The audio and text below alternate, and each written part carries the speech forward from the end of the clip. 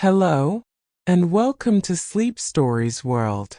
I'd like to invite you to step into a world of relaxation and tranquility with this bedtime story, designed to help you unwind and de-stress. By engaging in this story, you can embark on a journey that nurtures and soothes your mind, promoting overall well-being through sound, restful sleep. Before we begin, let's prepare your space for rest.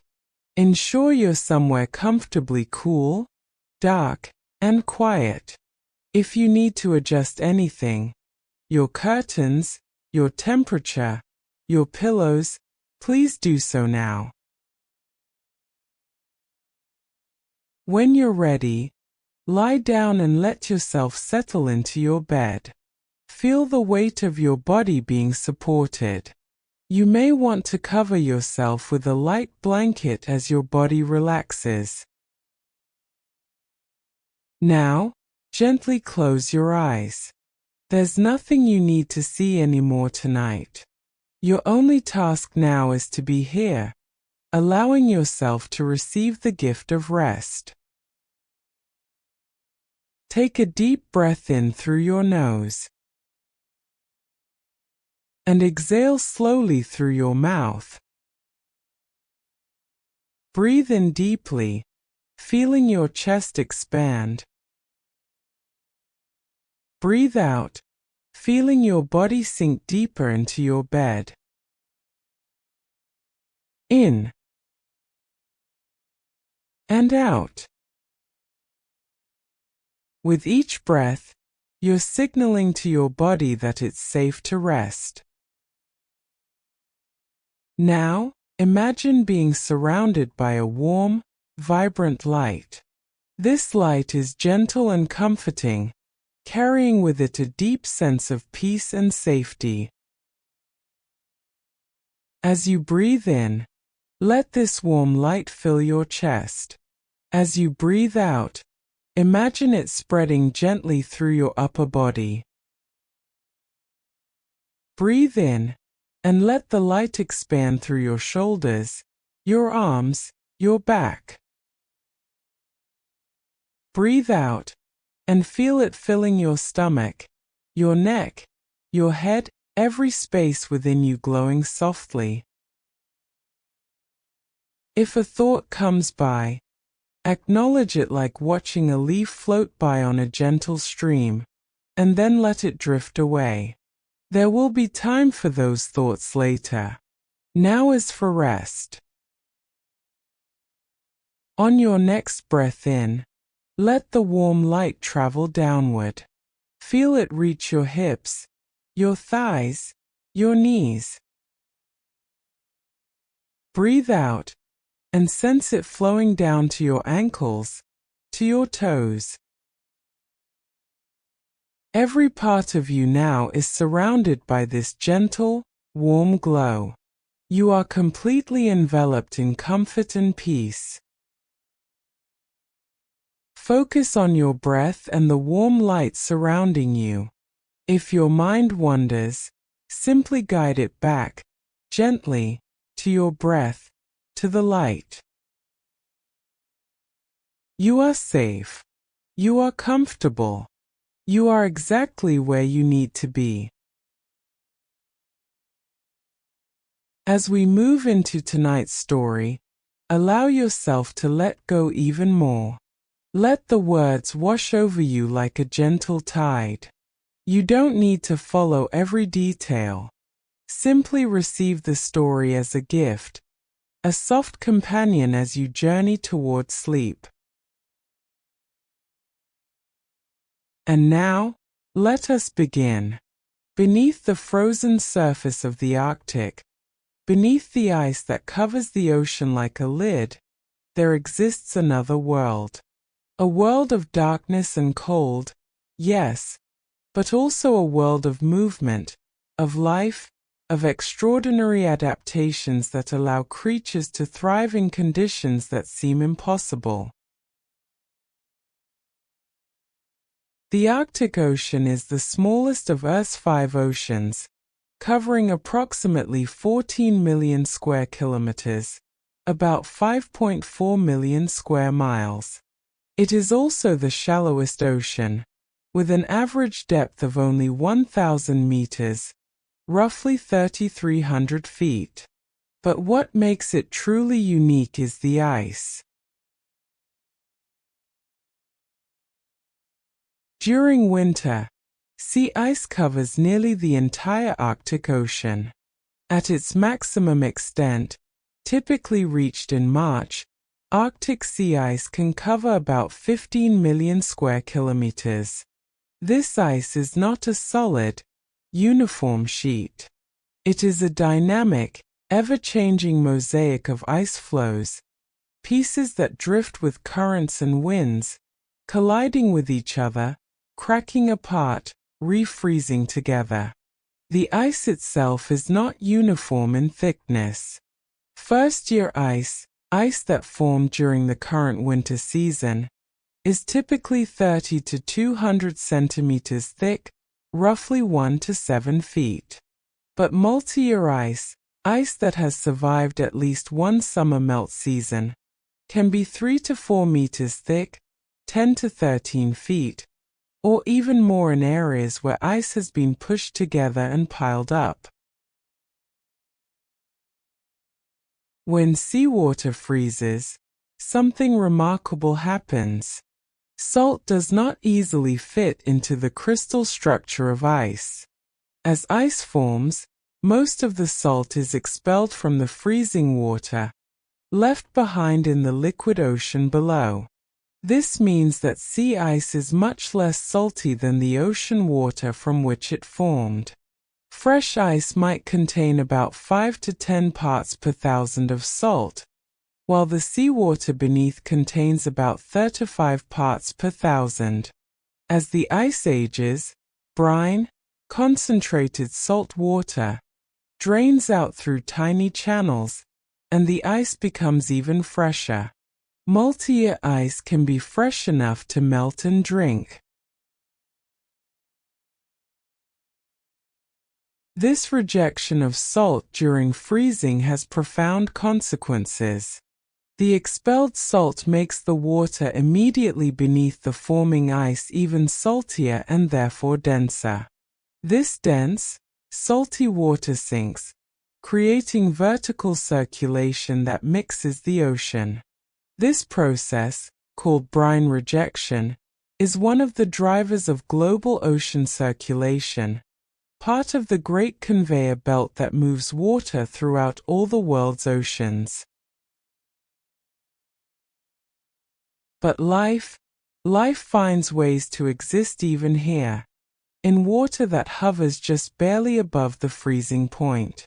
The temperature beneath Arctic sea ice in winter is typically around -1.8 degrees Celsius, about 28 degrees Fahrenheit. Seawater can remain liquid below 0 degrees because salt depresses the freezing point. At this temperature, most organisms would simply freeze. The water inside their cells would turn to ice, rupturing cell membranes and causing death. But Arctic marine organisms have evolved remarkable adaptations. Many Arctic fish produce antifreeze proteins, special molecules that bind to tiny ice crystals and prevent them from growing. These antifreeze proteins don't lower the freezing point very much, only about 1 to 2 degrees Celsius, but that small difference is enough. It's the difference between survival and death. The Arctic cod is a master of this adaptation.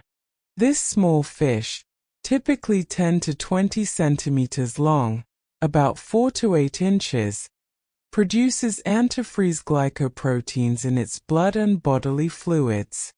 These molecules allow the Arctic cod to remain active and swimming even when surrounded by ice crystals in the water.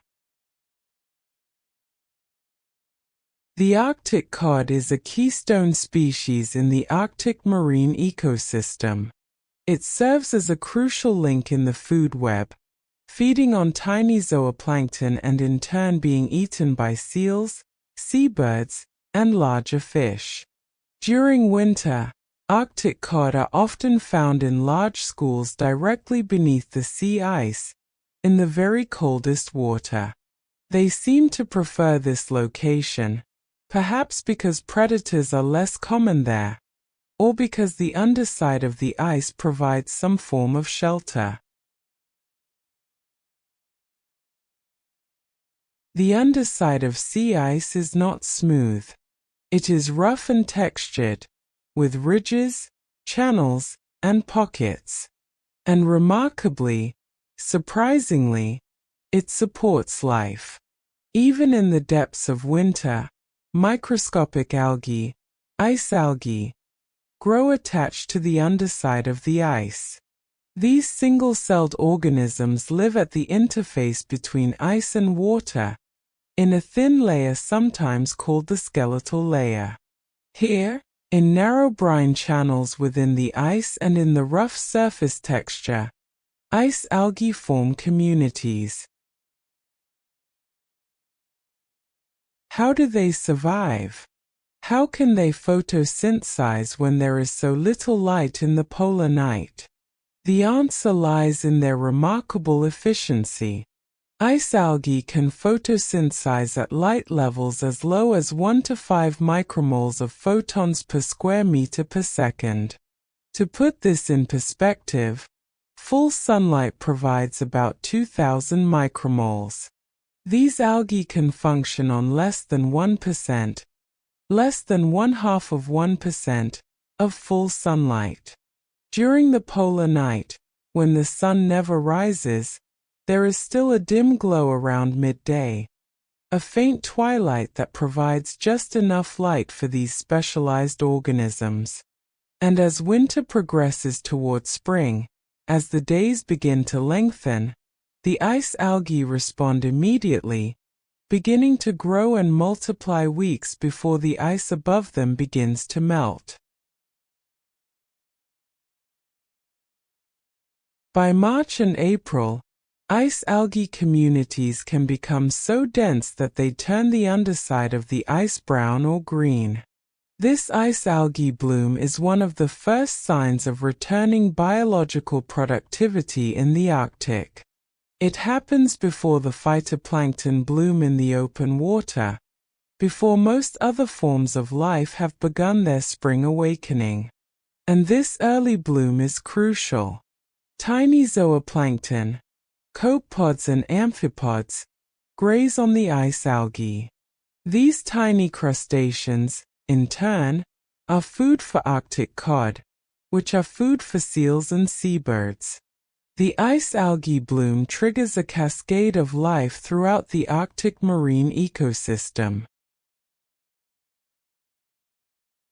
One particular creature thrives in this underice environment, the Arctic amphipod, Gammarus wilkitsky.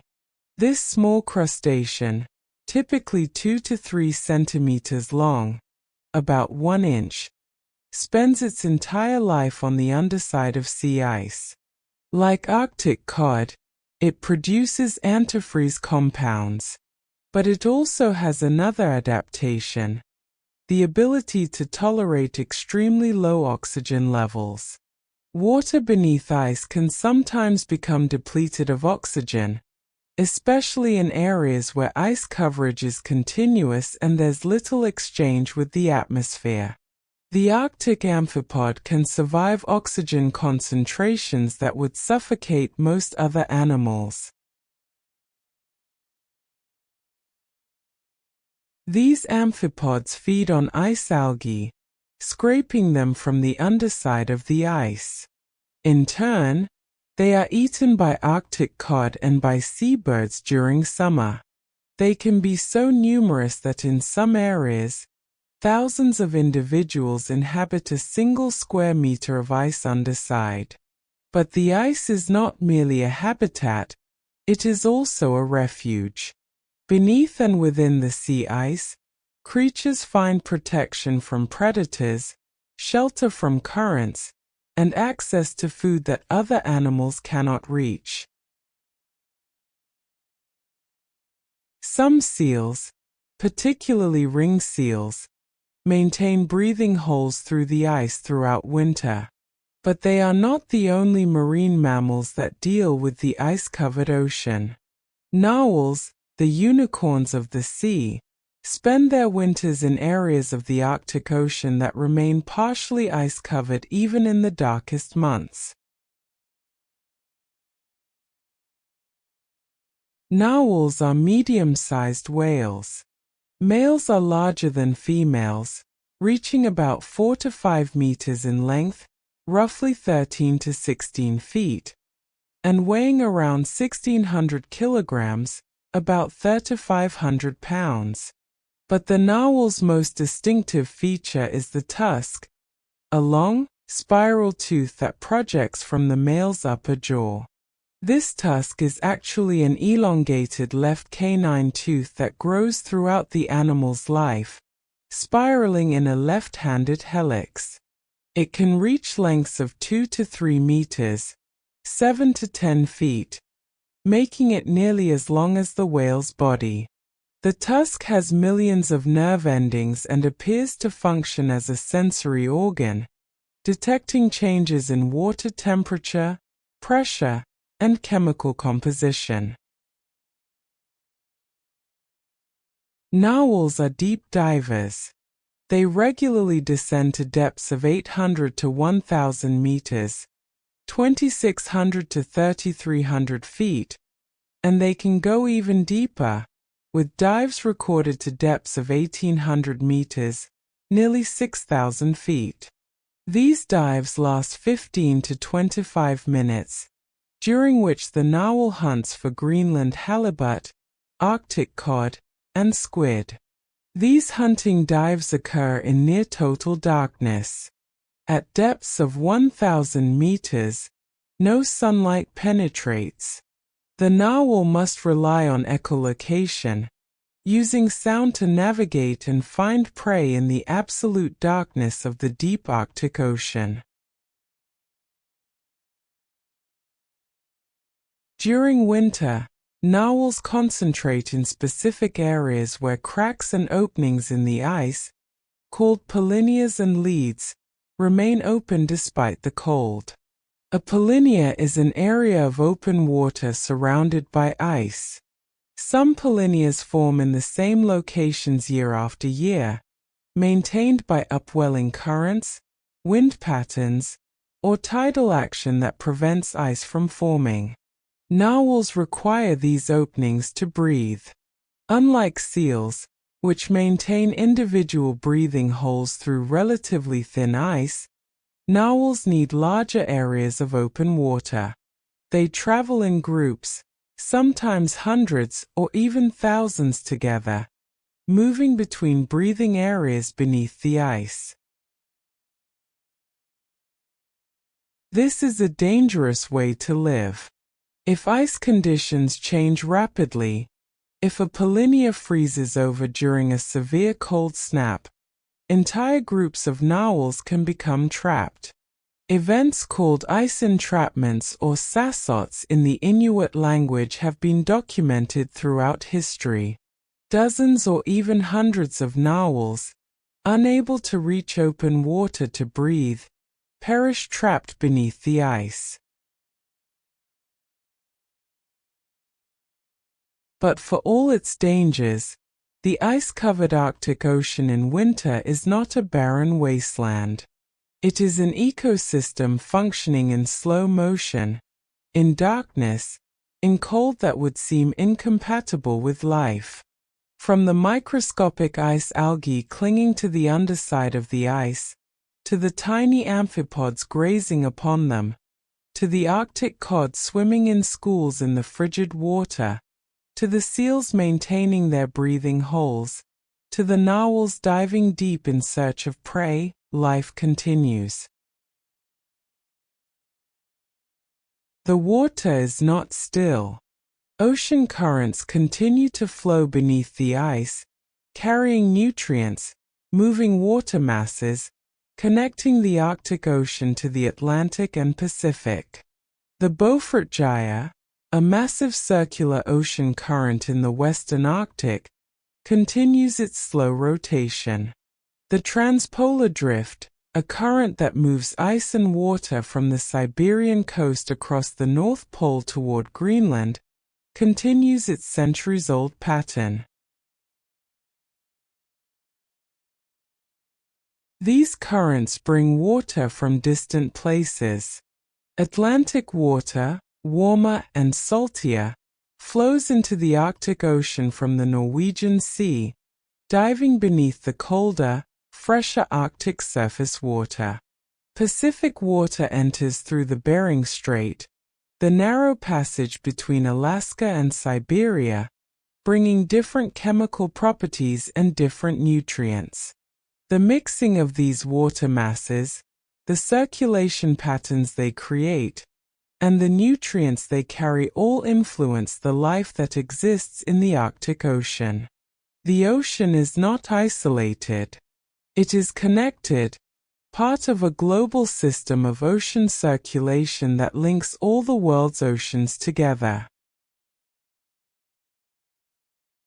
As you imagine this hidden world beneath the ice, the darkness, the cold, the slow persistence of life in the most unlikely of places, let it bring a sense of quiet wonder.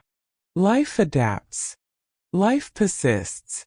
Even in the coldest, darkest depths, life finds a way.